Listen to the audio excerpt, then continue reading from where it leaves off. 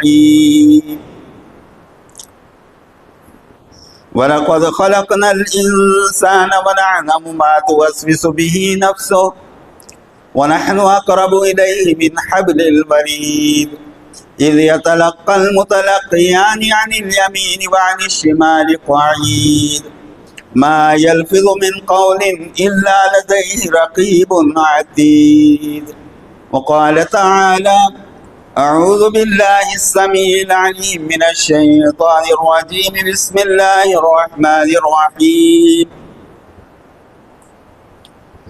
لا أقسم بهذا البلد وأنت حل بهذا البلد ووالد وما ولد لقد خلقنا الإنسان في كبد آمنت بالله صدق الله مولانا العظيم وصدق رسوله النبي الكريم. بزرگوں، تمام تعریفیں اللہ رب العزت کے لیے ہیں جو بڑا مہربان اور نہایت رحم والا ہے۔ لامحدود درود ہو میرے اور آپ کے آقا سیدنا احمد المجتبی محمد المصطفیٰ رسول اللہ صلی اللہ علیہ وسلم کی ذات بابرکات پر، جو شفیع المذنبین اور رحمت للعالمین بن کر آئے۔ اس مختصر سی حمد و صلات کے بعد اللہ تبارک و تعالیٰ کا پاک ارشاد لا اقسم بہذا البلد، قسم ہے اس زمین کی، وَأَنْتَ حِلٌّ بِهَذَا الْبَلَدِ، اور آپ جس زمین پر ٹہلتے ہیں اس کی قسم ہے، وَوَالِدٍ وَمَا وَلَدَ، باپ اور اس کی اولاد کی قسم، لقد خلقنا الانسان فی کبد، تحقیق ہم نے انسان کو بہت مشکلوں میں پیدا کیا ہے۔ تو معزز سامعین کرام، اس سے پہلے کہ ان آیات کی طرف چلیں، جیسا کہ ہم لوگ سنتے چلے آتے ہیں کہ اللہ تبارک و تعالی نے حضرت آدم علیہ السلام کو اپنا خلیفہ بنایا، انہیں جنت میں رکایا، ان کا جوڑا بنایا۔ پھر جب ان سے ایک لغزش ہو گئی تو اللہ تبارک و تعالیٰ نے زمین پر انہیں اتار دیا اور فرمایا کہ ہماری طرف سے تم کو ہدایت دی جائے گی، تم اس ہدایت کی اتباع کرو۔ تو معزز سامعین کرام، زمین پر حضرت آدم اور حضرت حوا علیہ السلام اتر آئے، تو پھر ان کو اس لغزش کا جو باعث بنا، یعنی ابلیس جو تھا، اس کو بھی اللہ تعالیٰ نے ان کے ساتھ زمین پر اتار دیا، اور ایک سانپ جو ابلیس کا ساتھی بنا اس کو بھی زمین پر اتار دیا گیا۔ پھر وہاں سے ان کی اولاد پھیلی، چلتے چلتے حضرت نوح علیہ السلام تک ان کی اولاد کے بہت الگ طریقے تھے، ان کی شریعتیں کچھ الگ تھیں، ان کے قوانین کچھ الگ تھے، ان کی پابندیاں کچھ الگ تھیں، ان کے کرتے الگ تھے، ان کے کھانے پینے الگ تھے، یہ سب کچھ۔ پھر حضرت نوح علیہ السلام کے دور میں کے کچھ قوانین ہیں، پھر حضرت نوح علیہ السلام کے دور میں اللہ تعالیٰ نے جب عذاب کرنا چاہا لوگوں پر تو زمین اور آسمان کو حکم دیا کہ تمہارے اندر جو پانی ہے اسے باہر کرو۔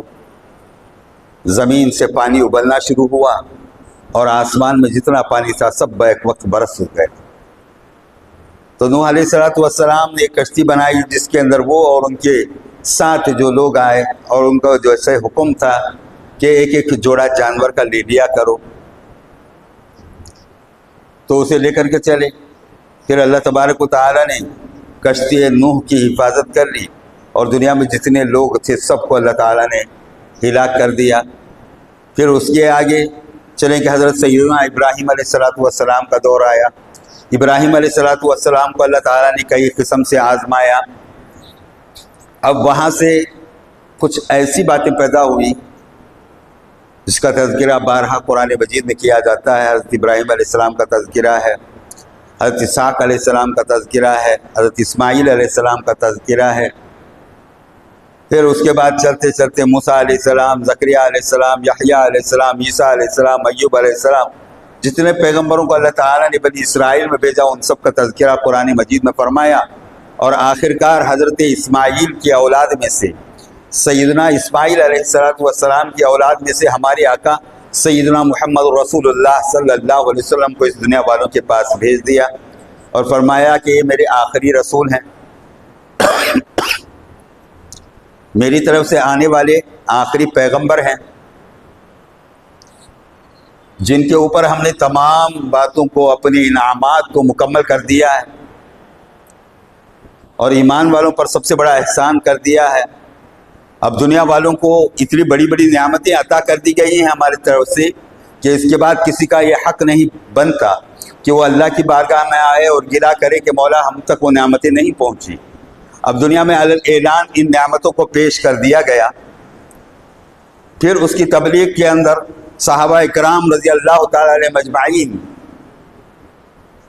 ان سے چلتے چلتے تابعین، تبع تابعین، اولیاء کاملین، بزرگان دین، حتیٰ کہ یہ دور فتن جس کے اندر ہم بیٹھے ہیں، فتنوں کا دور، یہاں تک بھی وہ نعمتیں پہنچ گئی۔ اب اس کے اندر ایک آخری بات یہ رہ گئی کہ ہمارے آقا سیدنا محمد رسول اللہ صلی اللہ علیہ وسلم نے ارشاد فرمایا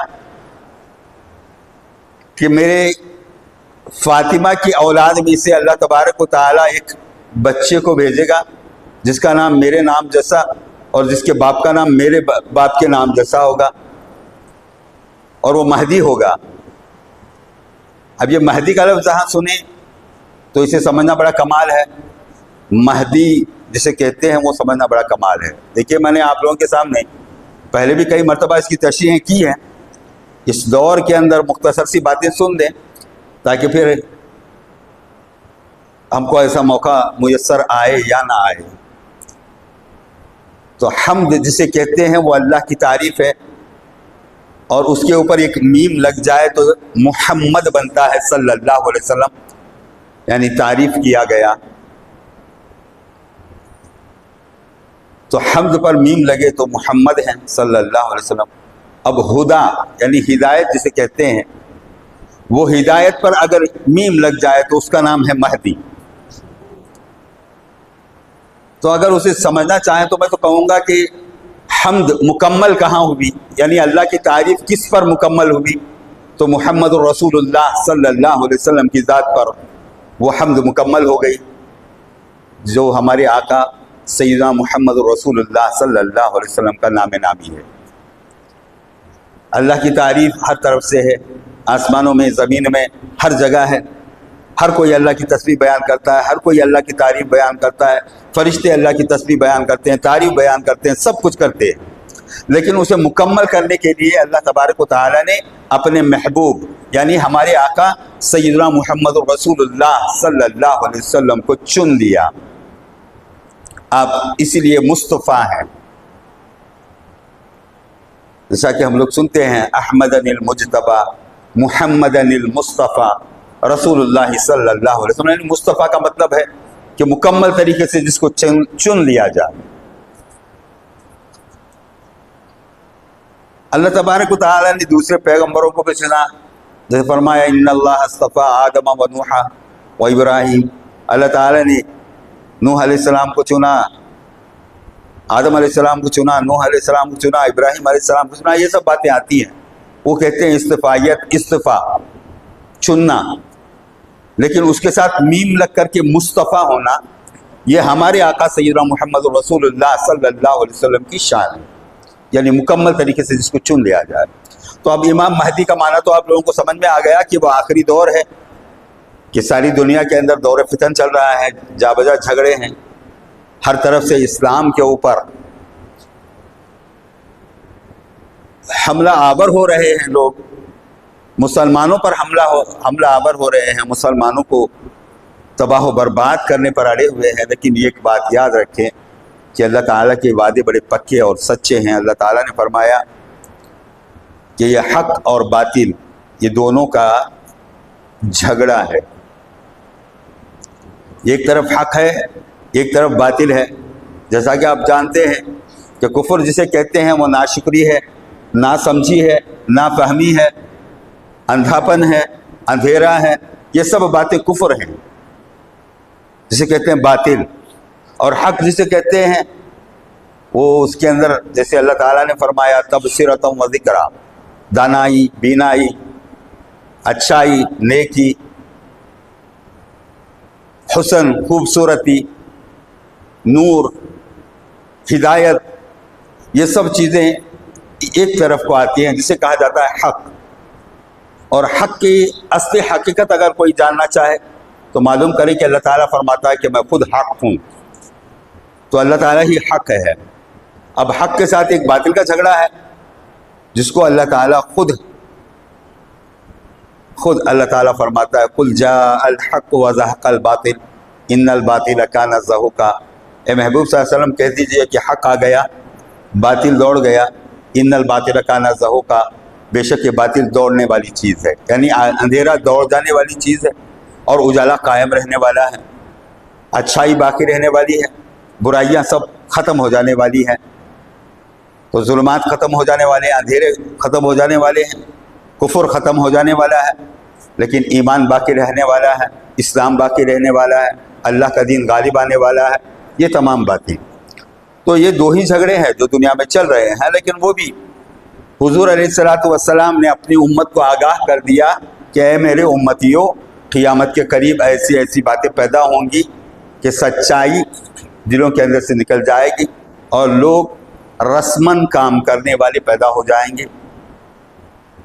حتیٰ کہ چند ایسی باتیں ہیں، چند ایسی احادیث ہیں جسے سننے کے بعد ایک نقشہ بنتا ہے کہ کیا کہیں کہ ہم لوگ جمعہ میں تو آئے ہیں، لیکن وہ اللہ ہی بہتر جانتا ہے کہ ہمارے دلوں کا حال کیا۔ تو لوگوں کا ایک خیال ہے کہ وہ اللہ ہے، وہاں جانے کے بعد ہم اللہ کو دیکھیں گے، اللہ سے بات چیت کریں گے، اللہ کے سامنے فیصلے ہوں گے۔ گویا ان کا عقیدہ ایسا بنا کہ اللہ اب ان کو نہیں دیکھ رہا ہے۔ ارے اللہ کے بندے، اللہ تعالیٰ خود بھی دیکھتا ہے اور تمہارے اوپر گواہ کو بھی بنا دیا ہے، فرشتوں کو تمہارے ساتھ لگا دیا ہے جو تمہاری ہر اچھائی اور ہر برائی لکھنے کا کام کرتے ہیں، یہ سب کچھ ہے، لیکن ہم اس سے غافل ہیں۔ تو میں نے ایک آیت چھیڑی تھی تاکہ لوگوں کے دلوں کے اندر پھر ایسی باتیں آ جائیں کہ وہ ایمان کی طرف راغب ہوں، اللہ کی طرف رجوع ہوں۔ اللہ دیکھتا ہے، سنتا ہے، دیکھ رہا ہے کہ میں غلطی اب کر رہا ہوں، تو یہ غلطی دیکھنے والی ذات اللہ کی اب ہے، اب وہ دیکھ ہی رہا ہے، ایسا خیال ایمان والے کو پیدا ہو۔ اللہ دیکھتی ذات ہے۔ اللہ تعالیٰ نے فرمایا تم جو کچھ سب چھپاتے ہو، جو کچھ ظاہر کرتے ہو، جو تمہارے دلوں کے اندر ہے وہ بھی دیکھتا ہوں، جو تم ظاہر کرتے ہو اس کو بھی دیکھتا ہوں، تم سچ بولو تب بھی دیکھتا ہوں، تم جھوٹ بولتے ہو تب بھی دیکھتا ہوں، تم کس طرف جاتے ہو تب بھی دیکھتا ہوں، میں تمہارے ساتھ ساتھ ہوں، وَهُوَ مَعَكُمْ أَيْنَمَا كُنتُمْ، تم جہاں بھی ہو میں تمہارے ساتھ ساتھ ہوں۔ اب یہ سمجھنا بڑا کمال ہوتا ہے۔ تو عزیز سامعین کرام، ان باتوں کو سمجھنے کے لیے میں نے 4 ناموں والی ایک آیت جو پڑھی تھی، غالباً کوئی دانا ہی ہوگا جو ان باتوں کو پکڑ لے گا اور اس سے فہم پیدا کرے گا کہ اللہ تعالیٰ نے فرمایا هو الاول والآخر والظاہر والباطن وهو بكل شيء علیم، وہی اول، وہی آخر، وہی ظاہر، وہی باطن، اور وہ ہر چیز کا جاننے والا۔ تو ہر کوئی مانتا ہے کہ اللہ اول ہے، وہ الاول۔ اب اس کا خیال ہے کہ اللہ اول سے کا مطلب ہے کہ اللہ قدیم ہے، سب سے پہلے سے اللہ ہے، ایسا خیال کر رہا ہے۔ اب اول کو لینے کا طریقہ بھی اس کو سمجھ میں نہیں آیا، ہر حال میں وہ اول ہے، ہر حال میں وہ اول ہے. تو اب اول کو آپ مانا سمجھنے کے لیے میں نے چند مثالیں رکھی کہ پہلے اپنے حالات کا جائزہ لو. کیا ہم نے اس کو اول مان لیا ہے؟ کیا وہی سب سے اول ہے؟ تو اب یہاں لوگوں کے سامنے باتیں آتی ہیں کہ آدمی اپنے کاروبار کو مقدم رکھتا ہے کہ پہلے کاروبار، اللہ، پہلے اپنا جو دھن ہے، اپنے پاس جو پیسہ ہے، روپیہ ہے، وہ پہلے، روپیہ پہلے، اللہ بعد میں، بیوی پہلے، اللہ بعد میں، بچے پہلے، اللہ بعد میں. ارے اللہ کے بندو، یہی تو ایمان ہے کہ اللہ تعالیٰ نے تم کو جو آزمائش کے اندر پیدا کیا ہے وہ جاننا چاہتا ہے کہ تم لوگ اللہ کو اول مانتے ہو کہ نہیں. سب سے پہلے اللہ. اب یوں سمجھو کہ نہ کاروبار پہلے ہے، نہ بیوی پہلے، نہ ہم پہلے، نہ ہمارے ماں باپ پہلے. کائنات میں کوئی پہلے نہیں. اگر کوئی پہلے ہے، اگر کوئی اول ہے، تو اول کا یہ ہی معنی نہیں کہ وہ قدیم ہے. اول کا یہ بھی معنی ہے کہ سب سے آگے. فرسٹ کلاس میں پاس کرنے کا معنی تو معلوم کرو. 1 نمبر پر پاس کرنا، فرسٹ کلاس پر پاس کرنا، اول درجے میں کامیاب ہونا. تو اول کا کیا مطلب ہے؟ تو اول سامنے کو کہا جاتا ہے. تو سب سے پہلے اللہ کو، جس کے ہاتھ میں تمہاری سانسیں ہیں. تم کس غفلت میں پڑے ہو کہ اسے چھوٹ دے رکھی ہے. جس دن یہ سانس کو بند کر لے گا پھر ہوش حواس ٹھکانے پر آ جائیں گے انسان کے کہ اول کا کیا معنی ہے.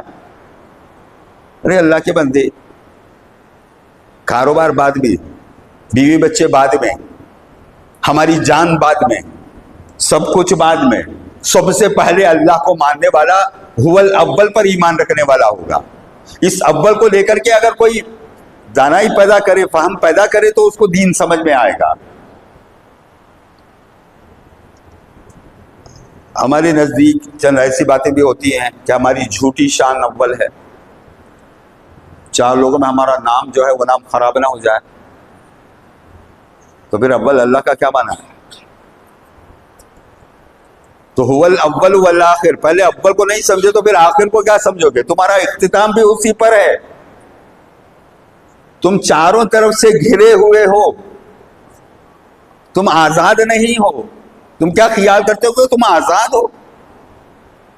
مسلمان آزاد نہیں ہے. حضور علیہ الصلوۃ والسلام نے یہی فرمایا کہ دنیا سجن المؤمن. دنیا ایمان والے کے لیے قید خانہ ہے. تم جیل میں بند ہو دنیا کے، اور تم اپنے آپ کو آزاد سمجھتے ہو. تو معزز سامعین کرام، یہ بہت بڑی ناشکری ہے کہ جس کے قبضے میں ہماری سانسیں ہیں ہم اسے بھول جائیں اور ہم اپنے کاروبار کو اپنا لیں، اپنے بیوی بچوں کو مقدم جانیں، انہیں سب سے پہلے سمجھیں. تو معزز سامعین کرام، اس سے بڑی کوئی گمراہی نہیں ہے، اس سے بڑی کوئی اور گمراہی نہیں. یاد رکھیں، جو اللہ کا ہے وہ اللہ کو اول مانے گا، سب سے پہلے اس کو رکھے گا، باقی سب بعد میں پیچھے. یہ دیکھیے، ماں باپ ہیں، اللہ تعالیٰ کی دین ہے، ایک نعمت ہے. بیوی بچے ہیں، یہ بھی اللہ کی ایک دین ہے، ایک نعمت ہے. مال دھن دولت، یہ جو کچھ دے رہا ہے اللہ کھانے پینے کے لیے، یہ سب اللہ کی ایک نعمت ہے. تم کو عزت دیتا ہے تو یہ بھی اللہ کی ایک نعمت ہے. تم ان نعمتوں کو ایک ہی پکڑ لو گے اور دینے والے کو بھلا دو گے. تو معزز سامعین کرام، یہ نعمتیں اس لیے اللہ نے دی ہیں کہ تم کو آزمائے. یہی اللہ تعالیٰ فرماتا ہے، جیسا بارہا ہم لوگوں نے گزشتہ جمعہ پیوستہ جمعہ ان آیات کو سننے کی کوشش کی ہے کہ اللہ تعالیٰ نے ہم کو پیدا کیا ہے آزمانے کے لیے. وَلَنَبْلُوَنَّكُمْ، ہم تم کو آزمائیں گے، بِشَيْءٍ، کسی بھی چیز سے، مِنَ الْخَوْفِ، ڈر سے، وَالْجُوعِ، بھوک سے، وَنَقْصٍ مِنَ الْأَمْوَالِ، مال کے نقصان سے، وَالْأَنفُسِ، تمہارے جانوں کے نقصان سے، وَالثَّمَرَاتِ، تمہارے بچوں سے بھی، وَبَشِّرِ الصَّابِرِينَ، اس پر صبر کرنے والوں کے لیے خوشخبری ہے۔ الذین اذا اصابتهم مصیبہ، وہ کسی بھی ایک آزمائش میں جب مبتلا ہو جاتے ہیں، قالو، ان کی زبان سے نکلتا ہے، انا للہ و انا الیہ راجعون، ہم اللہ کے ہیں، اللہ کی طرف واپس جانے والے ہیں، ہم اللہ کو اول مانتے۔ تو بات سمجھ میں آ رہی ہے؟ تو معزز سامعین کرام، اس پہلو کو جب تک ہم سمجھ نہیں لیتے تب تک ہمیں یہ باتیں سمجھنا بڑی مشکل ہو جائیں گی۔ ایک پہلو اور بھی میں آپ لوگوں کے سامنے رکھنے کی کوشش کروں گا، کیونکہ دنیا کے اندر آج کل بڑے عجیب قسم کے تذکرے ہوتے ہیں، جسے سننے کے بعد انسان کے دل کے اندر کئی قسم کے وسوسے پیدا ہوتے ہیں، کیونکہ علماء جو ہوتے ہیں وہ کئی قسم سے واض و نصیحت و پندار کر دیتے ہیں کہ اب ایمان کی حالت کو پکڑنا مشکل ہو جاتا ہے۔ یاد رکھیں، ہاں یہ بات درست ہے کہ اللہ تعالیٰ نے قرآن مجید میں فرمایا ان الذین آمنوا، بے شک جو لوگ ایمان لائے، والذین ہادوا والنصارى والصابئین، اور وہ لوگ جو یہودی ہیں، عیسائی ہیں، جیسی ہیں، جن کو وہ صائب کہتے ہیں، صائبی، ان کی تفصیل کبھی آپ لوگوں کے سامنے رکھوں گا۔ من آمن باللہ والیوم الآخر، اگر ان میں سے کوئی بھی اللہ پر ایمان رکھتا ہے اور آخرت پر ایمان رکھتا ہے، وہ عامل صالحہ، اور نیک کام کرتا ہے، فَلَهُ أَجْرُهُ عِنْدَ رَبِّهِ، اس کے رب کے نزدیک اس کے لیے بہترین بدلہ ہے۔ وہ یہ نہیں دیکھا جائے گا کہ وہ یہود کی اولاد ہے، عیسائی کی اولاد ہے، یا صائبین میں سے ہے، یا مسلمان جو ایمان والے بن بیٹھے ہیں ان میں سے ہے۔ پھر اللہ تعالیٰ نے مجدہ سنایا، لا خوف علیہم ولا هم یحزنون، نہ ان پر کسی قسم کا خوف نہ کسی قسم کا غم۔ تو اب ایسی مختلف آیات ہیں جس کے اندر اللہ تبارک و تعالیٰ نے اس کو سامنے رکھا اور فرمایا لا خوف علیہم ولا هم یحزنون، نہ ان پر کسی قسم کا خوف ہے اور نہ کسی قسم کا غم۔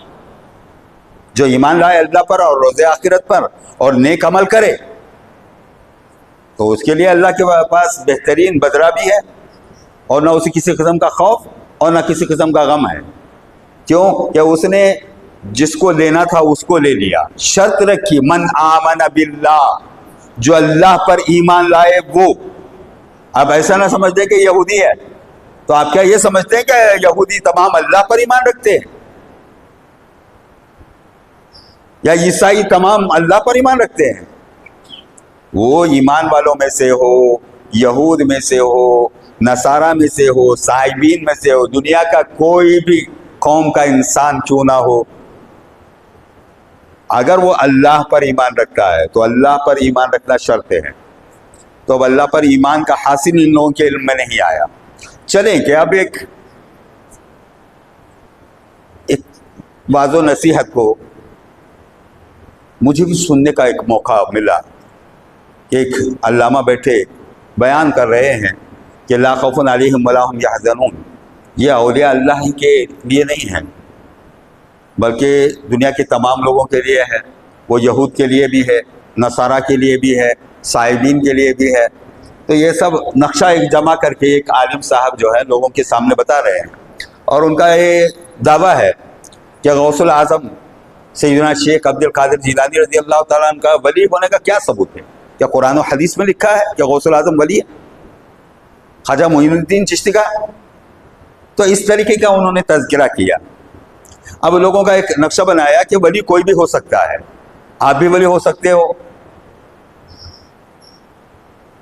تو ایک بات اس عالم کے لیے، وہ جو بیان کر رہا ہے اس کے لیے بات ہے خاص، وہ اگر ہماری باتوں کو دیکھ لے، سمجھ لے، پرکھ لے، اگر اس کا باز کسی نے سنا ہے ہم میں سے تو اس کے لیے بھی ہماری طرف سے یہ نصیحت ہے کہ وہ سنے اور خبردار ہو جائے، کیونکہ اللہ تعالیٰ نے فرمایا ان الذین آمنوا والذین ہادوا، بے شک ایمان والے، یہودی وغیرہ یہ سب باتیں لایا۔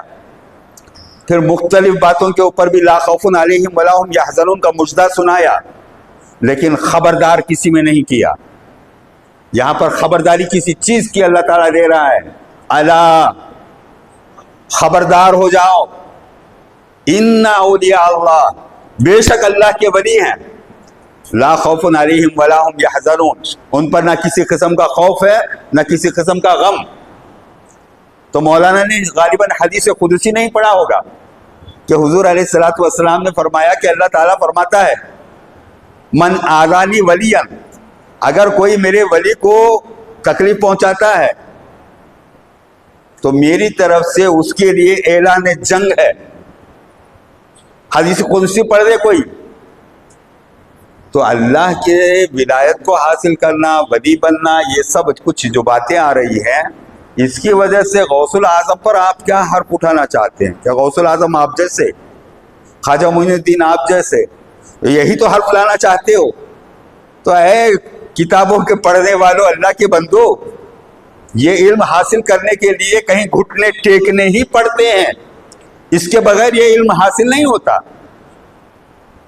تو معزز سامعین کرام، یہ پہلو ذہن میں رکھیے گا کہ غوث الاعظم غوث الاعظم ہے. غوث الاعظم جیسا کون دوسرا کہاں ہے؟ خواجہ معین الدین چشتی اجمیری جیسا اور کون سا ہے؟ کون ہے ایسا؟ تو وہ ولایت پر اپنے اپنے درجات پر ہیں. یہ تولنے والا جو ہے سب کو برابر کا درجہ جہاں بناتا ہے، یہی بات تھی، یہی بات ہے منافقوں کی کہ لا نفرق بین احد من رسلی میں حضور صلی اللہ علیہ وسلم کو شامل کرتے اور یہ کہتے ہیں کہ رسولوں کے اندر کسی قسم کی تفریق نہیں ہے، کوئی بڑا کوئی چھوٹا نہیں ہے. تو تلک الرسل فضلنا بعضهم علی بعض کو پڑھ لیتے کہ ان کو یہ بات معلوم ہوتی کہ اللہ تعالیٰ ہے جس نے رسولوں کو فضیلت بخشی ہے ایک پر ایک کو. تم لا نفرق بین احد من رسلی کی ایک آیت پڑھتے ہو تو تلک الرسل فضلنا پر کیا دعویٰ کرو گے کہ رسولوں کو اللہ تعالیٰ نے بعض رسولوں پر فوقیت دی ہے. اور تلک الرسل جسے کہتے ہیں تیسرا پارہ جس میں شروع ہوتا ہے، وہ تلک الرسل سے، وہ رسول کا سے مراد ہمارے آقا سیدنا محمد رسول اللہ صلی اللہ علیہ وسلم کی ذات بابرکات. تو یہ ایک بات جہاں ذہن میں آ گئی تو میں نے پہلے ہی آپ لوگوں کے سامنے نقشہ جوڑ دیا ہے کہ کہیں ایسا نہ ہو کہ آپ بھی مغالطے میں پڑ جائیں. آپ یہ خیال کر لیں کہ ہم بھی ویسے ہی ہیں، ارے یہ تو اولیاء کو کیا ایک برابر کرتے ہیں ہم جیسے، ہم تو نکمے ہیں، ہم اپنے آپ کو مسلمان قرار دیں. یہ بھی شرم کی بات ہے کہ آج کے دور کے اندر مسلمانی بھی تمہارے اندر نہیں ہے. تم کہاں چلے ولایت کے درجے کو برابر کرنے کے لیے؟ حتیٰ کہ بعض لوگوں نے، بعض علماء نے جہاں ایسے عقیدے تلاش کرنے شروع کر دیے، ان کے ہاتھ میں ترازو انہوں نے پکڑ لی اور ناپ تول کا معاملہ کرنا شروع کر دیا. حتیٰ کہ ہمارے آقا سیدنا محمد رسول اللہ صلی اللہ علیہ وسلم کو بھی ان لوگوں نے نہیں چھوڑا. انہوں نے کہا کیا نہیں سنتے ہو کہ اللہ کا کلام ہے، اللہ تعالیٰ فرماتا ہے کہ یہ بھی تمہاری طرح بشر ہی ہیں. قل انما انا بشر مثلکم، اے محبوب صلی اللہ علیہ وسلم کہہ دیجئے کہ میں بھی تمہاری طرح مثالی بشر ہی تو ہوں. مثال دی گئی ہے، کنفرم بشریت کو تم کرواؤ. اللہ تعالیٰ نے پورے قرآن مجید کے اندر حضور صلی اللہ علیہ وسلم کی پیدائش کی بات کہاں کی ہے بتاؤ، اگر تم سچے ہو. سبحان الذی اسریٰ بعبدہ کا معنی تمہارے ذہنوں میں نہیں اتر سکتا. خیر اللہ توفیق دے پہلے ان عالموں کو جو کہ لوگوں کے سامنے بیٹھ کر کے ان کے عقائد جو بنے ہیں ان عقائد کو غلط سلط بنانے کا کام کرتے ہیں، کیونکہ یہ دور فتن ہے. اس کے اندر علماء ہی بیٹھیں گے آپ کے سامنے. جو آج کل کے علماء ہیں وہی آپ کے عقیدے کو کھا جانے والے ہیں، یاد رکھیے گا. تو معزز سامعین کرام، اور ایک مسئلہ ہے جسے سمجھنا بڑا مشکل کام ہے، لیکن تاہم میں آپ لوگوں کے سامنے رکھ دوں، جس کی تفسیر آج میں نے جس آیت کو پڑھا ہے اس کے اندر اللہ تعالیٰ نے قسم کھائی، لا اقسم بہذا البلد، قسم ہے اس زمین کی، یہ جو زمین ہے اس کی قسم ہے. تو اب لوگوں نے کہا کہ اللہ مکے کی قسم کھاتا ہے یا مدینے کی قسم کھاتا ہے. تو میں کہتا ہوں کہ کہاں مکے کی قسم لکھی ہے؟ لا اقسم بہذا البلد میں مکہ کہاں لکھا ہے؟ کوئی عالم ہم کو ثابت تو کرائے کہ اس سے مراد مکہ یا مدینہ ہے. لا اقسم بہذا البلد، قسم ہے اس زمین کے، یہ جو زمین ہے اس کی قسم ہے. وانت حل بہذا البلد، آپ جس کے اوپر ٹہلتے ہو اس زمین کی قسم ہے. اگر بات سمجھ میں نہیں آئی تو دوسری آیات پڑھ کے میں اس کو سمجھا دوں کہ آدمی سمجھے اس کو، اگر عالم کوئی ہے تو وہ اس کو سمجھ جائے.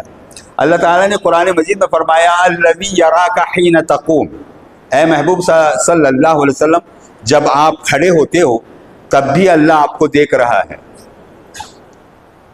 غور سے پکڑ لیں، الذی یراک حین تقوم، جب آپ قیام کرتے ہو یعنی کھڑے ہوتے ہو تب بھی اللہ آپ کو دیکھتا ہے.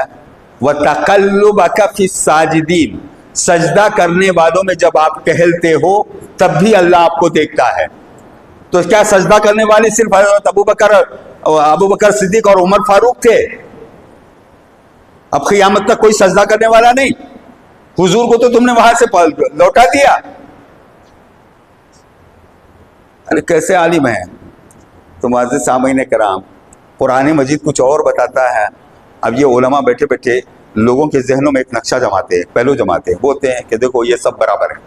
اب تو یہاں ولایت کو لے کر کے آ گئے، بولے لا خوف علیہم ولا هم یحزنون، نہ کسی قسم کا خوف ہے ان کو، نہ کسی قسم کا غم. تو اب اولیاء کا ایک درجہ ہے، تو اس اولیاء کے درجے کے اندر ان کی جہاں شان بیان کی تو بولے کہ وہ یہودی ہو، نصرانی ہو، صائب ہو، عیسائی ہو، وہ بھی لا خوف علیہم ولا هم یحزنون میں آتا ہے، جن کے اوپر نہ کسی قسم کا خوف نہ کسی قسم کا غم اس میں شامل ہوتے ہیں. تو اللہ کے بندے پہلے مخاطب کو جان، جس سے خطاب کیا جا رہا ہے وہ خطاب کرنے والی ذات کون ہے اور کس کو بولتی ہے یہ سمجھ، وگرنہ تو سمجھ نہیں سکتا کہ اللہ کس کو کیا بول رہا ہے. تو اللہ تعالیٰ نے اولیاء کی جہاں بات کی تو اللہ نے فرمایا الا ان اولیاء اللہ. یہ اللہ کا جو لفظ ہے، اللہ فرماتا ہے خبردار. یہود و نصارہ کے بارے میں اللہ کا لفظ نہیں ہے. دوسرے جہاں بھی خوف علیہم ولا هم یحزنون، لا خوف علیہم ولا هم یحزنون کو جہاں بھی اللہ نے لکھا اس سے پہلے کہیں بھی اللہ کا لفظ نہیں آیا سوائے اولیاء اللہ کے. تو وہ اولیاء اللہ ہی کی ایک شان ہے جس کے بارے میں اللہ تعالیٰ مخاطب کو، پڑھنے والے کو، سننے والے کو، سمجھنے والے کو خبردار کرتا ہے کہ ہوشیار ہو جاؤ کہ بے شک اللہ کے ولی ہیں. تو اب یہ اللہ کے ولی کے اندر اگر تجھ کو جھانکنا ہے تو پہلے ولایت کو تو حاصل کرنے کی کوشش کر، تاکہ تجھے اصل ولی کا معنی سمجھ میں آ جائے. کہ خود آیتیں بھی پڑھتا ہے کہ اللہ ولی، اللہ ہی ولی ہے. ولی اللہ ہے، اللہ ولی ہے. اب اس کو سمجھنے میں دشواریاں ہو جائیں گی. تو معزز سامعین کرام، اب ولایت سے اللہ تعالیٰ کسی کو مالا مال کرتا ہے تو اس کی آیات کو میں نے کئی مرتبہ آپ لوگوں کے سامنے پڑھا ہے. پھر بھی آج مختصر سی بات کہہ لوں جب بات زبان سے نکل رہی ہے. انما ولیکم اللہ ورسولہ والذین آمنوا، بے شک اللہ ولی، اللہ کے رسول ولی، ایمان والے اولیاء. لیکن اللہ جو ولی ہے اس کا مرتبہ سب سے آگے. پھر اس کے بعد اللہ کے رسول صلی اللہ علیہ وسلم کی ولایت ہے. اللہ سے اللہ کے رسول کی جو دوستی ہے وہ دنیا میں کسی کو حاصل نہیں سوائے ہمارے آقا سیدنا محمد رسول اللہ صلی اللہ علیہ وسلم کے. وہ ولایت کو کوئی حاصل نہیں کر سکتا. اب دونوں نے یعنی اللہ اور اللہ کے رسول نے ایمان والوں کو نہیں چھوڑا. فرمایا کہ آؤ تم بھی ولایت میں شامل ہو جاؤ. قیامت تک آنے والے ایمان والے شرط ہیں، ایمان والے ولی بنتے ہیں. لیکن ایمان کو سمجھنا بڑا کمال ہے، ایمان پر قائم رہنا بڑا کمال ہے، ایمان کو حاصل کرنا بڑا کمال ہے. تو معزز سامعین کرام، آج ایمان کی بازو سونگھنا مشکل ہے، ذہن میں رکھیے گا. ہر کسی کو اپنی دنیا لگی ہوئی ہے، دنیا کی طرف دوڑتا ہے، دنیا کی طرف بھاگ دوڑ میں انسان لگا ہوا ہے. وہ خسارے میں ہے، وہ خسارے میں ہے، یعنی نقصان میں ہے انسان، نقصان میں ہے انسان. یہ دنیا کو دیکھ کر کے اس کو بات سمجھ میں نہیں آ رہی ہے کہ یوں سمجھو کہ اب تم خواب میں ہو. رات کو جیسا خواب دیکھ رہے ہو تو یوں سمجھو کہ دنیا جو ہے تمہاری خوابگاہ ہے، اس میں تم خواب میں ہو.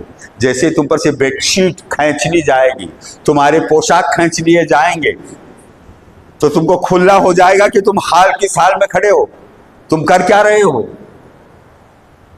تو یہ خواب میں جو گڑبڑ چلتی ہے اسی کی پرسش تم سے ہونے والی ہے. کیا ذرا سا خواب میں جاؤ تو خواب غفلت میں انسان آیا تو کیا اتنا غافل ہو گیا کہ خدا کو بھول جائے؟ تو معزز سامعین کرام، کوئی کسی پر فتویٰ نہ لگائے، ذہن میں رکھیں یہ آخری دور ہے۔ بہت دل کو رنج پہنچتا ہے جب ہم اپنے مسلمان بھائیوں پر نگاہ جماتے، اپنے معاشرے پر نگاہ کرتے ہیں تو اللہمان یا حفیظ، ہم تو اللہ سے پناہ مانگتے ہیں کہ پروردگار ہماری حفاظت کر، مسلمانوں کو توفیق دے یا اللہ۔ اس کی دعاؤں کے سوا اور کوئی بات نہیں آتی ہے جو آپ لوگوں کے سامنے پیش کی جائے۔ ذہن میں رکھیے گا، اسلام پر قائم رہیں، اللہ سے ایمان کی دعا مانگتے رہیں، اپنے دلوں کو آئینہ بنانے کی کوشش کریں، تب جا کر کے، جیسا کہ ایک اور پہلو میں آپ لوگوں کے سامنے آج جن آیات کو پڑھا ہے اس کو سامنے رکھنے کی کوشش کی ہے، اور رکھیں کہ اب لوگ سنتے ہیں جھوم جاتے ہیں، کیونکہ معرفت الہی کچھ ایسا معنی رکھنے والی بات ہے کہ اللہ کی معرفت ہی عبادت کا مغز ہے۔ اس کے بغیر کوئی شے انسان کو ملے تو پھر کوئی معنی نہیں ہے۔ عبادت کرے تو وہ ایسی عبادت کرے کہ اللہ کی معرفت اس کو حاصل ہو جائے، جس کے اندر معروف حدیث ہے، حضور علیہ السلام سے حضرت جبرائیل علیہ السلام نے جب سوال کیا کہ اسلام کیا ہے، ایمان کیا ہے، احسان کیا ہے، تو حضور علیہ السلام نے اسلام کو خمس کو گنا، یعنی لا الہ الا اللہ محمد رسول اللہ کی گواہی دینا، نماز پڑھنا، روزہ رکھنا، زکوٰۃ دینا، حج کرنا، یہ اسلام ہے۔ پھر پوچھا ایمان کیا ہے، تو حضور نے دل کی کیفیت بتائی، اللہ کو ماننا، اللہ کے رسولوں کو ماننا، اس کی کتابوں کو ماننا، اس کے فرشتوں کو ماننا، تقدیر کی اچھائی برائی سب کچھ اللہ کی طرف سے ماننا، مرنے کے بعد اٹھائے جانے کو ماننا، یہ ایمان ہے۔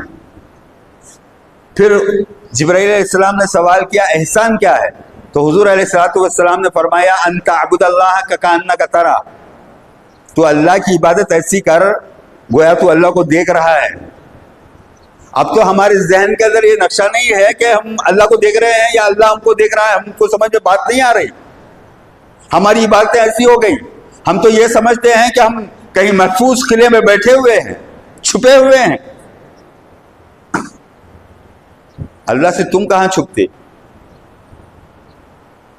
تو معزز سامعین کرام، سب اللہ کے سامنے ظاہر ہیں، سب اللہ دیکھتا ہے، اللہ سے چھپی ہوئی کوئی چیز نہیں۔ حتیٰ کہ اللہ تعالیٰ نے دعویٰ کیا زمین کے اندر ایک ذرہ ہمیں دکھے بغیر زمین کے اندر اترتا بھی نہیں، پھر زمین میں سے باہر نکلتا بھی نہیں۔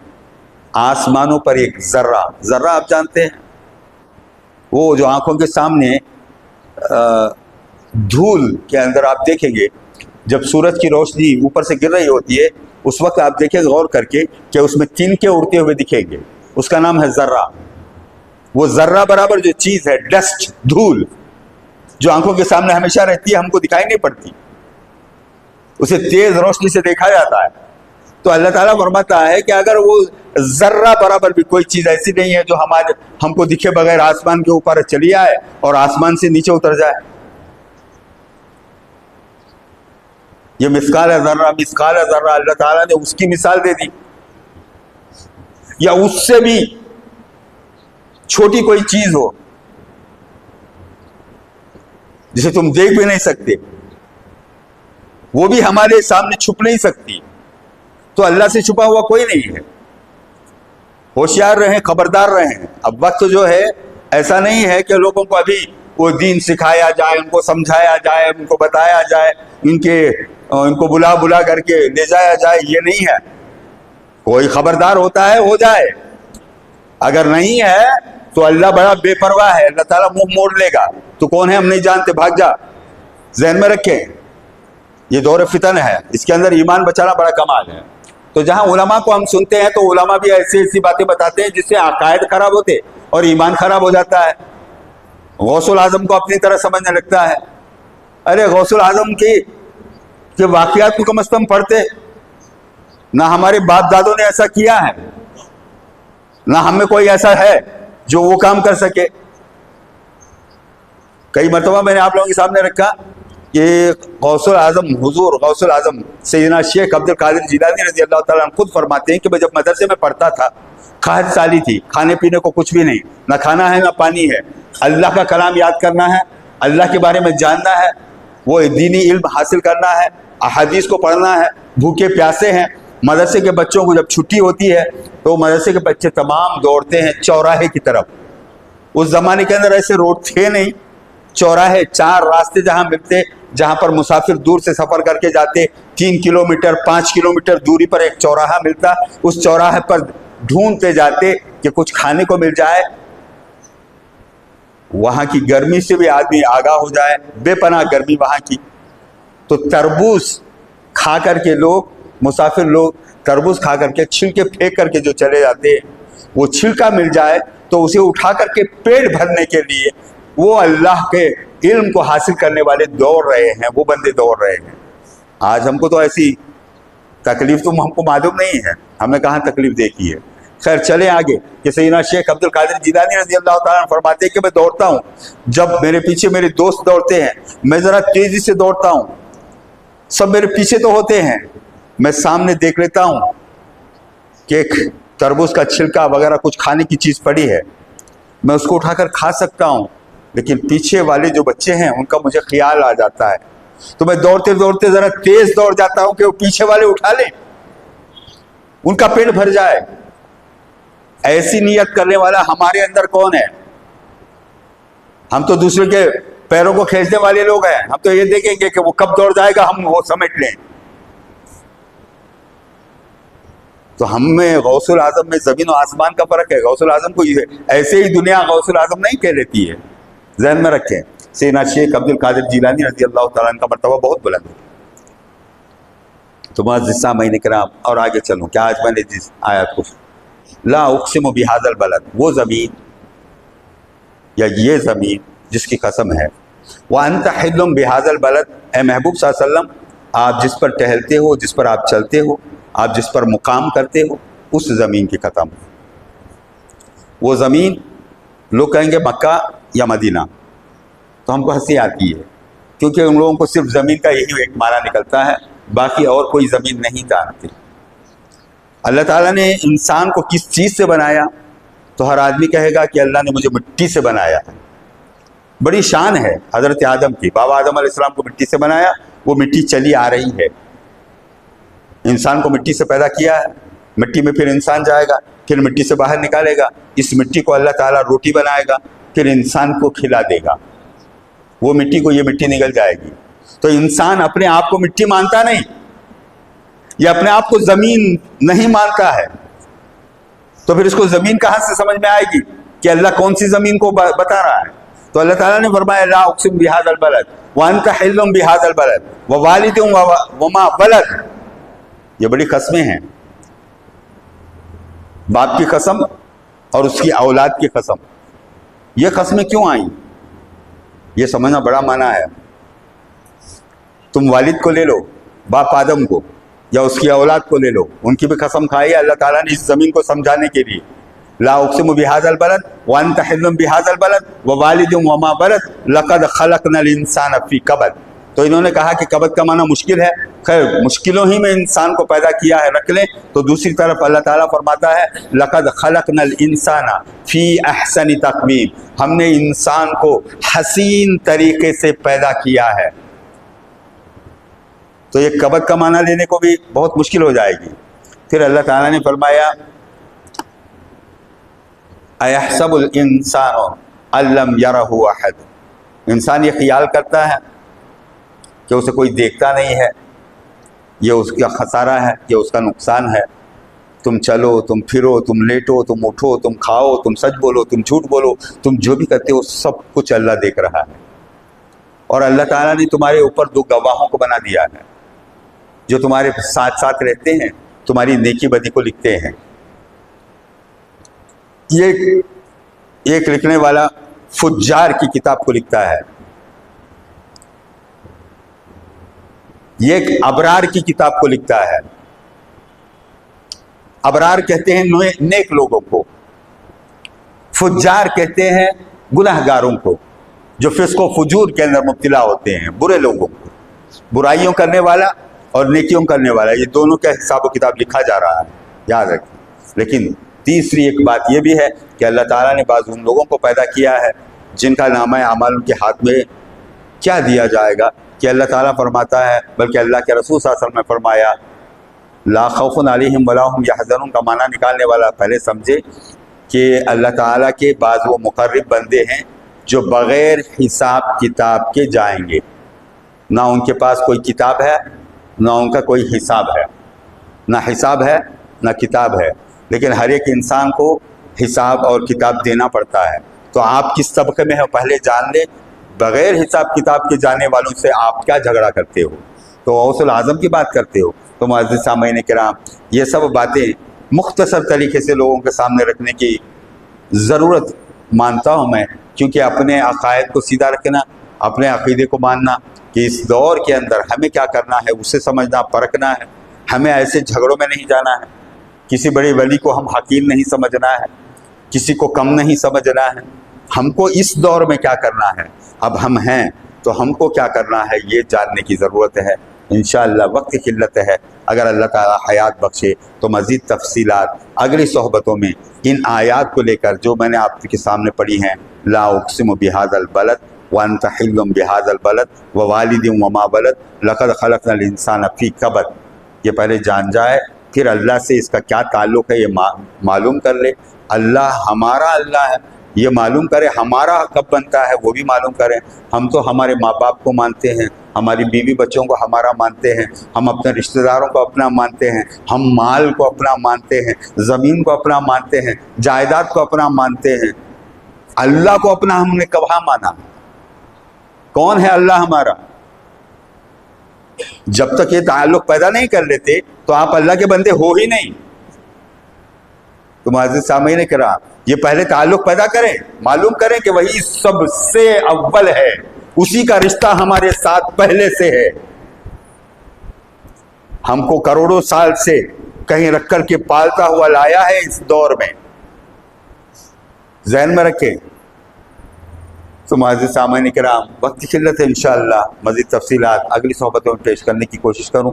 دعا ہے کہ اللہ تعالیٰ ہم تمام کو صحیح معنوں میں سے کلام کے سمجھنے کی توفیق نصیب فرمائے، میرے اور آپ کے آقا سیدنا محمد رسول اللہ صلی اللہ علیہ وسلم کی بے پایہ محبت ہمیں نصیب فرمائے، حضور صلی اللہ علیہ وسلم کے صدقے میں اللہ ہماری گناہ کبائر و صغائر کو معاف فرمائے، اور آپ صلی اللہ علیہ وسلم کے طفیل ہم تمام کو اللہ والوں کی صحبت نصیب فرمائے۔ وآخر دعواہم ان الحمد للہ رب العالمین۔ بارک اللہ لنا ونفعنا وإیاکم بالآیات والذکر الحکیم، انہ تعالی جواد کریم ملک قدیر بر رؤوف رحیم رب حلیم۔